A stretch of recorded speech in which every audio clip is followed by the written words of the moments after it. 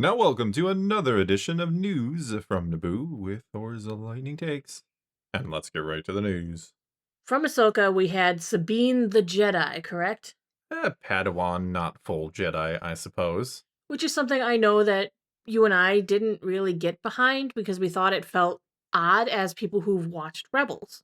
Yeah, I made a joke in my Battle of the Heroes and Villains video for Sabine years ago before the Ahsoka series that she was everything but a Jedi. So, yeah, that's kind of my thoughts on Sabine. She had done a lot by the age of like 18. She Which, really had.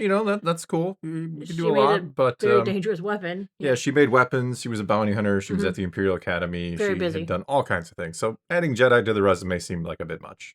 Well, you're not the only one who thinks it was a mistake to make her a Jedi. Henry Gilroy was doing a podcast where he kind of revisited Rebels. He is one of the executive producers. He is a writer from the show. He is not related to Tony Gilroy. When they talked to him about the arc Sabine had in Ahsoka, he said that it was something that they considered in Rebels, but then were like, yeah, no. His actual quote is, "It was absolutely not the plan. We really felt that not only did it step on Ezra's story, it was a weak retread. We already did this." They did kind of look at this as an idea. They potentially thought about it. Then they said, the idea of Sabine training as a Jedi when she is already this fantastic warrior of her own type, we felt like this is overkill. Yeah, like I was saying before, she didn't need it. She was already a very capable character. Very capable. And it's kind of interesting sometimes in Star Wars to have characters who are very good without having the Force. It shouldn't explain everybody in Star Wars being good at something. You're only good at something if you have the Force. Yeah, it's a really weird message to send, actually. I agree with that. What's funny is they, of course, mentioned the fact that she trained with the Darksaber. She had an entire arc where Kanan was teaching her how to properly wield the Darksaber, a form of a lightsaber for those who did not watch Rebels or Mandalorian. Yeah, or Clone Wars. Or Clone Wars, where she kind of had it. She was learning how to use it. Ezra was also training with her with the saber to help her practice. And ultimately, she ended up giving it to Bo-Katan. So this made Gilroy even more surprised when she's back with the saber again. He said, "I had nothing to do with the Ahsoka series, so I was shocked.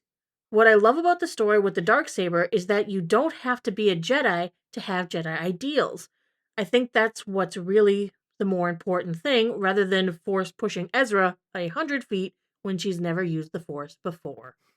That sounds the kid gloves came off, I think, by the end. It's true, right? That's a great point that sometimes you can have good ideals without having to be the epitome of that thing, right? You don't have to be a Jedi to be a good person in the Star Wars galaxy or to believe certain things or just to like kind of behave like one. Bad guy doesn't use the dark side. Yeah, exactly. Sometimes people are good, sometimes it's ideals. And I liked the fact that they showed that she could have these ideals, she could train this way without actually being a Jedi. To me, it feels like Filoni, when he sat down to write the Ahsoka series, he's like, okay, I need Sabine in here, and I want her with Ahsoka. But those two characters in Rebels barely, if at all, interact with each other. So he's like, well, what if off-screen at some point, Sabine started to train with Ahsoka as a Jedi, and it's going to be a way to bring them in and together and to make them the focal point of the story. But that's completely lazy. No, I agree. I mean, pardon me for saying that, but if you wanted those two to be together, all you had to do was lean on the fact that they both had a deep connection to Ezra. Yeah. This was a quest finding Ezra. Sabine, even in the Darksaber arc, she trained on how to fight people who wield lightsabers, who wield the Force, using the tools of the Mandalorian people. And she was decent at it. Remember, she kind of threw Kanan for a loop when she was using her Mandalorian tools to win fights. He was teaching her how to win fights as a regular Mandalorian against the Jedi. That could have been incredibly cool to see when she fought Shin. Her using the tools of the Mandalorians in order to win, not like, oh, I need a lightsaber to do it.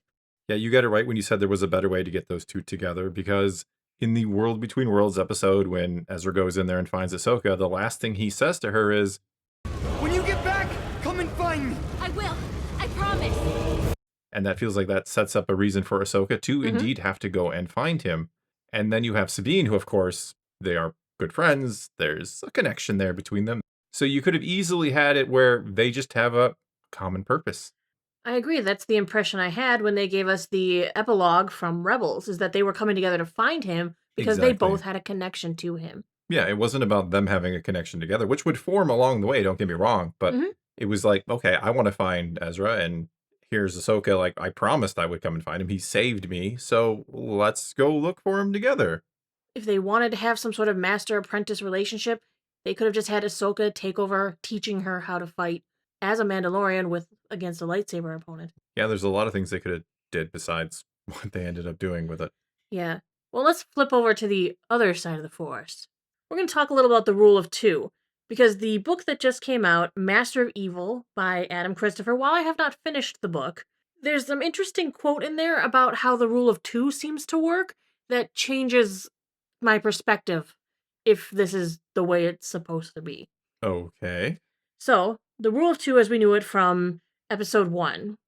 I mean, we don't really learn much about it Mhm. in there, to be completely honest with you. There's the master who has the power and the apprentice who craves it, essentially, and they never really get along. They work together because the master can use the apprentice, and the apprentice is trying to learn all he can from the master before killing him and taking Mhm. his place. Then he takes his own apprentice who he will essentially use. They never really become friends per se. They Right. never really trust each other. It's a parasitic relationship as opposed to a symbiotic relationship of a master and apprentice, or master and Padawan with the Jedi. So Well, the way they've recontextualized it, here's the quote from the book. The power of the dark side is the truth, but it is not a truth to be shared.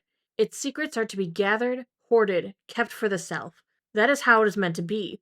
The master's strength and power come from the anger and fear of his apprentice.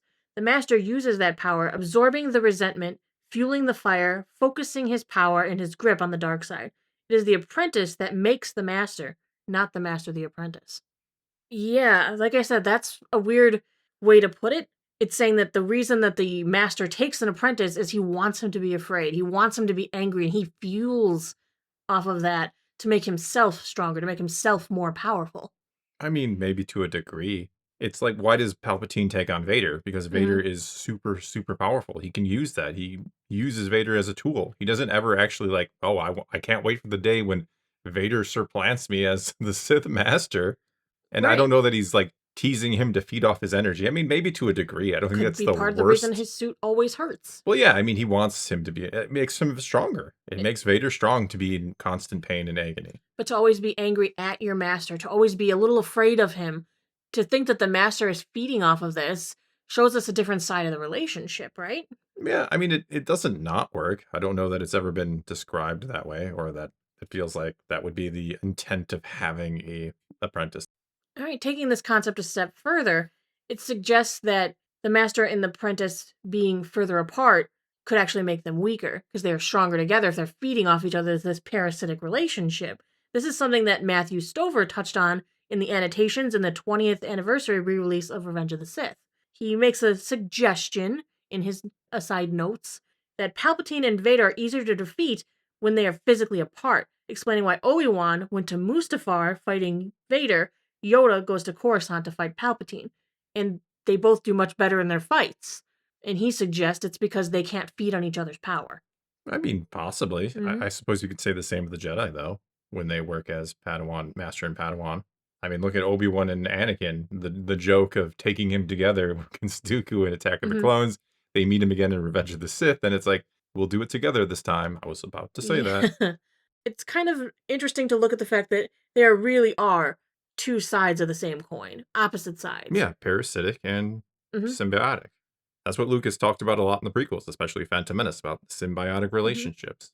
It's nice to see something taken from the Sith perspective in a way to see how do they look at it, and you can really pick apart then exactly how it differs and is the same as the relationship of the Jedi.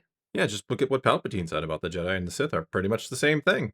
Right. And in a way, they are, but in a lot of ways, they are not. They are exact opposites.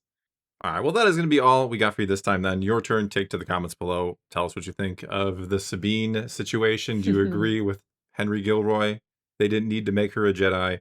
And what do you think about the rule of two perhaps changing a bit or being further explored? Whatever the case may be, leave your comments below. Let's talk some Star Wars, and until next time, thanks for watching.